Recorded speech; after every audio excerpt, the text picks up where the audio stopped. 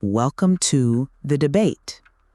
So, I want you to imagine a World Cup knockout match. It's the 89th minute, the score is tied, and a manager makes a substitution that just, seems completely unhinged to everyone watching in the stadium. Right, absolute madness on the touchline. Exactly. But then, 10 minutes later, that substitute scores the winning goal. The media immediately hails it as the stroke of human genius, right? You picture that manager standing in the pouring rain, relying on a pure gut feeling to turn the tide of the entire tournament. Yeah, it's a deeply romantic image. I mean, we love that classic hero's journey transposed onto the pitch. We desperately want our victories to be born of sudden, spontaneous inspiration. We want the human element to be the deciding factor. We do. It's a very comforting narrative. But, what if I told you that decision wasn't human genius at all? What if it was just a cold statistical inevitability? I think you're going to tell me it was the algorithm. I am. Because when you step into the reality of the 2026 World Cup and you look at the sheer scale of systems like Football AI Pro, that romanticism suddenly looks a lot like reckless guesswork. We are looking at a landscape where objective statistical modeling is rapidly dismantling our reliance on those intangible human elements. And that brings us to the core of what we're looking at today. Exactly. The central question we are exploring today, drawn directly from the technological revolution at this tournament, is this. In the highest echelons of world football, does human intuition and psychological understanding still supersede AI-driven data analysis? And while I argue it absolutely does not. Wow, absolutely does not. Not anymore. AI and comprehensive data analysis have objectively surpassed flawed human intuition. By eliminating subjective bias and uncovering these really complex, tactical patterns that the human eye simply can't process, technology has become the definitive arbiter of the sport. And I take the opposing view here. Human intuition remains the supreme arbiter, and it does so precisely because football is fundamentally driven by unquantifiable psychological factors. Cultural contexts, unpredictable individual moments, things that statistical models inherently fail to capture. The data is an incredibly detailed map, yes, but the map is not the territory. Okay, the map is not the territory, but let's really dig into the mechanics of this map, starting with what we traditionally call coaching intuition. Sure. If we're being honest, much of that intuition is just cognitive bias masquerading as expertise.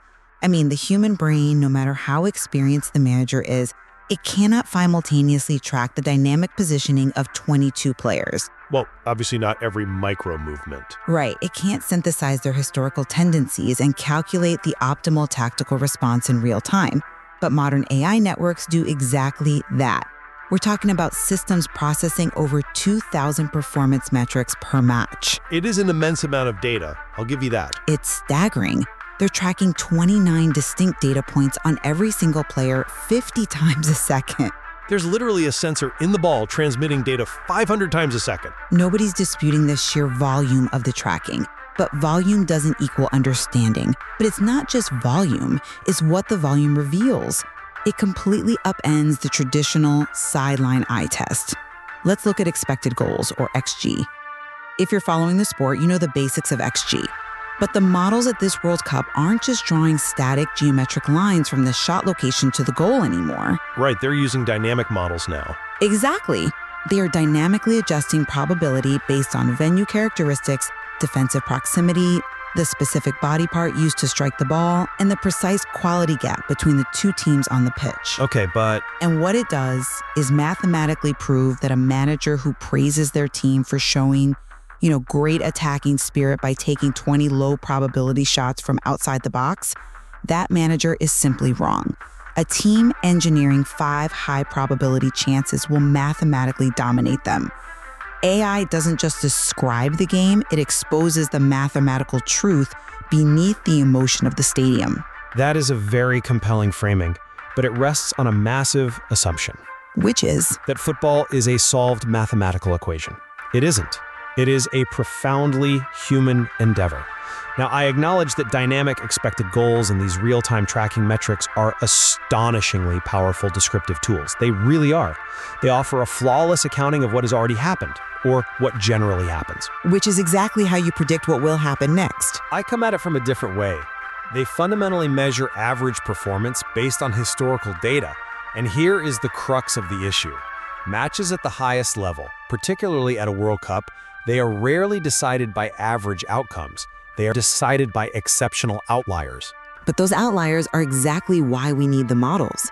Over a long enough timeline, the data accounts for the variance. See, that cold, hard truth you're referring to over-indexes on historical geometry, and it completely ignores the actual human being operating the ball. How so? Consider the mechanism of these advanced XG models you mentioned.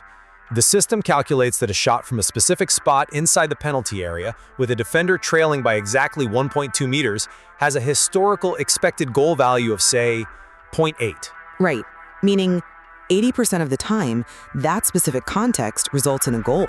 Exactly. What if the player taking that shot is utterly overwhelmed by the pressure of 80,000 screaming fans? What if they're carrying the psychological weight of missing a crucial penalty in their last match? Or what if there's an unseen conflict in the dressing room that has completely shattered their confidence? The historical 0.8 XG means absolutely nothing in that moment. The AI is calculating the average emotional baseline of 10,000 previous players who took a similar shot. It is completely blind to the specific, volatile emotional state of the player standing over the ball in the 89th minute. The math might be perfect, but human execution is dictated by psychology. I see why you think that, but let me give you a different perspective on how we handle that volatility. You're looking at human emotional volatility as a reason to dismiss the model. Not dismiss, but recognize its limitations. But I'm telling you, the model is precisely what we need to correct for human volatility. Think about this, like modern medicine.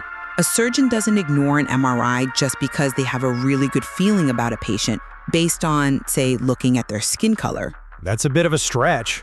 It's not, really. They use the imaging to see what the naked eye can't. So why should a manager ignore a predictive model trained on millions of data points just to trust their own notoriously flawed memory? Because the manager... Let me finish this point. Human memory on the touchline is crippled by recency bias and emotional framing. We vividly remember the spectacular miss, but we completely forget the 20 highly inefficient runs that player made leading up to it. The AI never forgets. I'm not suggesting the manager ignore the MRI. I'm pointing out that the MRI can show you the torn ligament, sure, but it cannot tell you if the patient has the psychological willpower to endure the grueling physical therapy required to heal. Okay, fair point on the recovery. Let's look at how this plays out during the match itself, with real-time tactical analysis, because this is where the limitation of pure data becomes glaringly obvious to me. Wait, real-time tracking is exactly where AI proves its absolute superiority. Look at what Football AI Pro is doing with the Lenovo infrastructure at this tournament. I've seen it. They're tracking pressing intensity and spatial efficiency live. In the old paradigm, a manager had to wait until halftime to look at a few video clips and try to diagnose why they were getting overrun in the midfield. It was reactive and, frankly, terribly slow. It was what we had. But now, if a holding midfielder's pressing drops by 15% after the 60th minute, the AI flags it instantly. It maps the spatial geometry. It shows exactly which passing lanes are opening up because of that drop. It replaces a manager's delayed intuition with instant, actionable intelligence. I'm sorry, but I just don't buy that. Let me tell you why. Okay. The AI is incredibly adept at identifying the symptom. It sees the dropped pressing intensity. It flags the inefficient run and the open passing lane. But it cannot, under any circumstances, diagnose the psychological cause of that symptom. But if the player is failing to execute the tactical structure, does the cause really matter? The AI tells you the structure is broken, so you make a substitution to fix the structure. The cause absolutely matters if you want to manage a squad effectively through a month-long tournament. Is that midfielder physically fatigued, meaning they literally cannot run, or are they shrinking under the psychological weight of the match?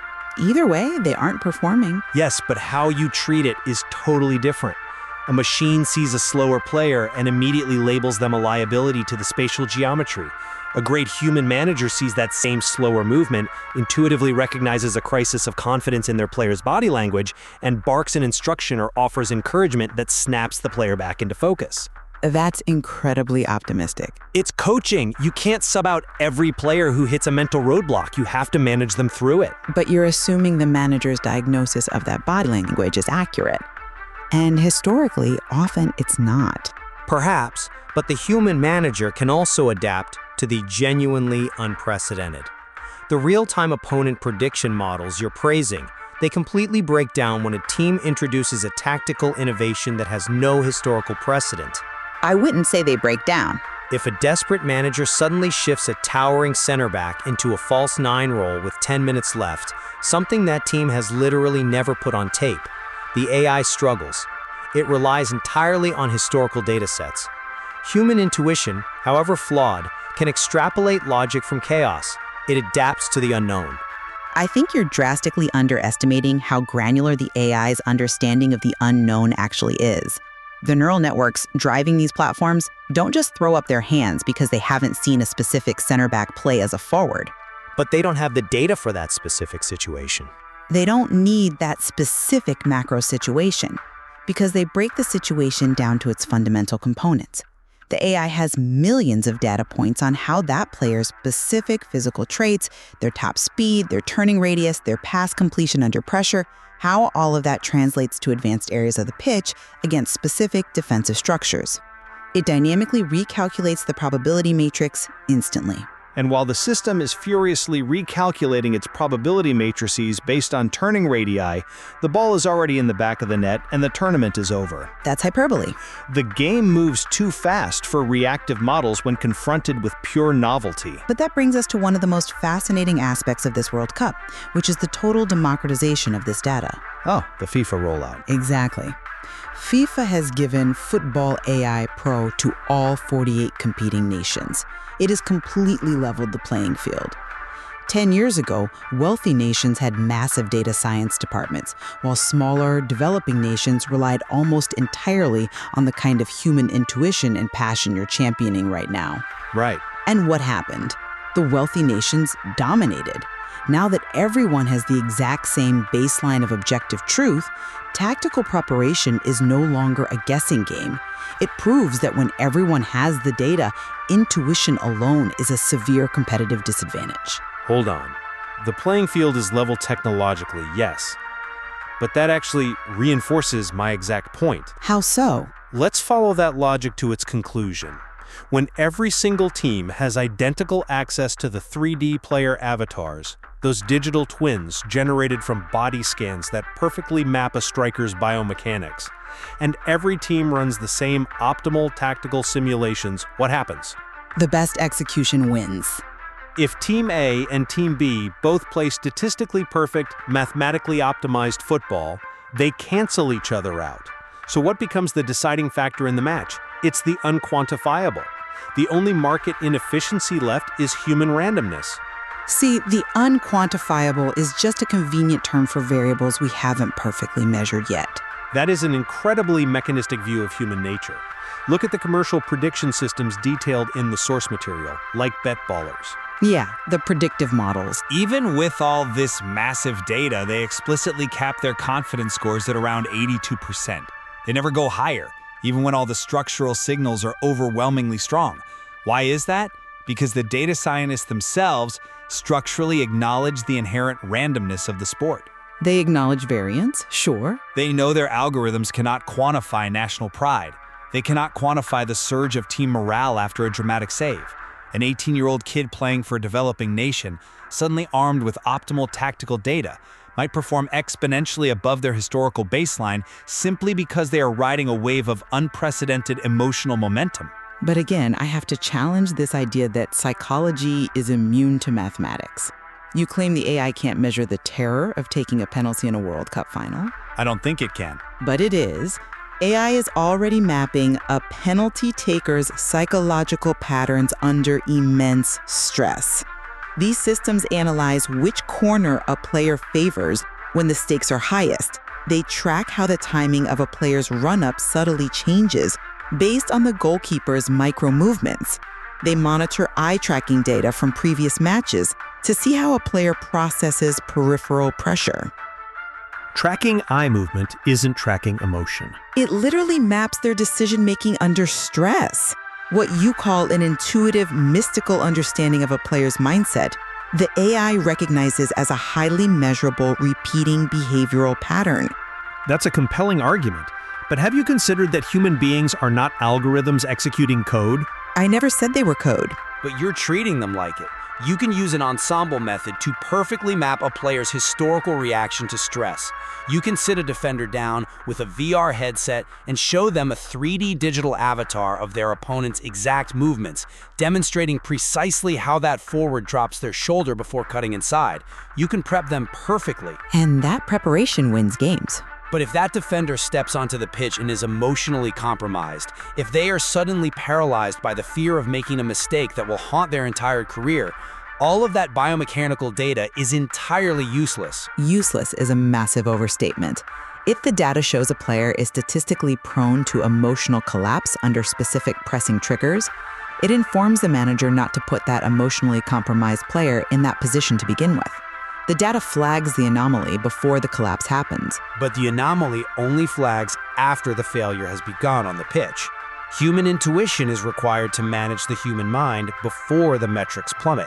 You cannot motivate a player who is drowning in anxiety by pulling out a tablet and showing them their expected goals deficit or their inefficient spatial geometry.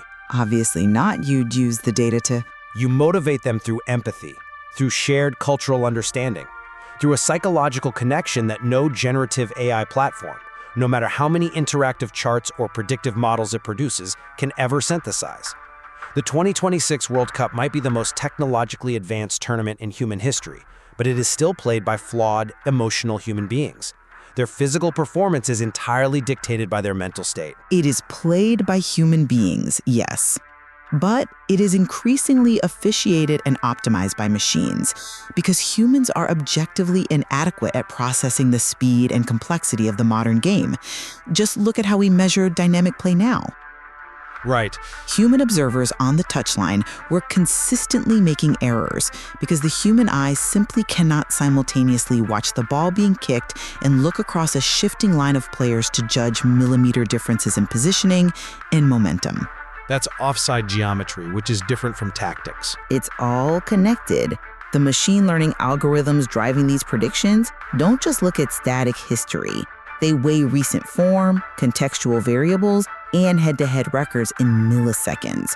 If a player intentionally breaks their own pattern, the system logs the deviation and dynamically recalculates the probability matrix for the next sequence. It proves that where human perception fails, data-driven reality succeeds. Look, I don't disagree that for calculating sheer geometry, AI is vastly superior. It's a matter of physics. But predicting a match outcome and managing human beings is fluid, not binary. When we rely entirely on metrics to evaluate performance, we fundamentally change the soul of the sport. Changing the soul or just evolving it? Changing it for the worse. Yes, the personalized player development profiles are incredible. Tracking a young player's pressing patterns across different phases of play undeniably helps them improve. But if a player knows they are being evaluated purely on their movement efficiency and distance covered, they stop taking risks. I don't think that's true. They do. They stop trying the seemingly impossible pass because it lowers their completion percentage and flags as a negative metric on the bench's iPad. The strict reliance on data actively discourages the spontaneous, irrational creativity that defines footballing genius. I think that's a profound mischaracterization of how elite teams actually use this data. The AI does not penalize creativity. It properly contextualizes it. Explain that. If a player attempts an impossible pass that miraculously breaks two defensive lines, the AI doesn't just register a low probability attempt and ding their score. It registers the massive expected threat generated by that pass connecting. It actually rewards calculated risk-taking far more accurately than a traditional human coach who, let's be real, might just bench a player for losing possession trying something tricky. The data validates true creativity. I come at it from a different way. It validates creativity only if that creativity conforms to a recognizable historical pattern of value that the machine has been trained on. If a player does something truly novel, something born of pure instinct and madness, the machine struggles to quantify it until after the fact. Well, I think we've hit the core of the disagreement here. Let me summarize the position I've laid out today. Go ahead. The sheer processing power of AI at this World Cup, tracking thousands of metrics, dynamically adjusting expected goals based on live pressure, generating instant 3D avatars, and providing real-time tactical adjustments, it has fundamentally exposed the strict limits of human intuition. The human brain is an incredible instrument, but it is severely hampered by emotion, limited memory, and deeply ingrained cognitive bias. By removing these flaws, AI provides a cold, objective reality. It proves that mathematical optimization supersedes the antiquated notion of a manager's gut feeling. We are moving toward a future where decisions are probabilistically optimized, and the teams that resist this in favor of traditional romanticism will simply be left behind. And I maintain that while AI is an extraordinary descriptive tool, undoubtedly the greatest analytical instrument the sport has ever seen, it fails as a definitive predictive one. It fails because it cannot calculate human psychology. It cannot measure cultural momentum or the terror of a penalty shootout. It cannot foresee the unpredictable, irrational individual moments that ultimately define this sport. The outliers. Exactly. The data tells us exactly what has happened and what is statistically likely to happen next based on averages. But football is played by emotional humans who routinely defy those averages. AI should absolutely be utilized as a powerful tool, but it must remain strictly subordinate to a coach's psychological intuition, because managing the human mind is a deeply complex task that only another human can perform. It's clear we're looking at this through fundamentally different lenses. However, I think we both agree on one profound point of convergence today. Technologies like Football AI Pro have permanently leveled the global playing field. Absolutely. By democratizing access to this level of analytical power, teams from smaller nations can finally compete strategically with traditional wealthy powerhouses. The structural hierarchy of the sport has been permanently changed by the integration of this technology. On that, we are in complete agreement. The days of a few wealthy federations hoarding analytical advantages and dominating the tactical landscape are over. The baseline for strategic competition has been elevated across the board for everyone. And as we look to the future, there is so much more to explore within this integration. The source material points toward upcoming advancements in immersive virtual reality training, where players will face AI-generated opponents to actually adapt to their specific psychological stress profiles in real time. It's fascinating stuff. It suggests a fascinating synthesis of cold data and human emotion that we are only just beginning to understand. Indeed. The tension between the cold logic of the machine and the unpredictable heart of the player is only going to grow more complex as the technology evolves and integrates further into the dressing room. We'll leave the debate right there for today without declaring a definitive winner. It's up to you, the listener, to decide which paradigm truly governs the beautiful game. But the next time you picture that heroic manager on the touchline, standing in the pouring rain and making a seemingly inspired, gut-wrenching decision, well, you have to ask yourself, are they seeing something profound that the data missed? Or are they just getting really, really lucky?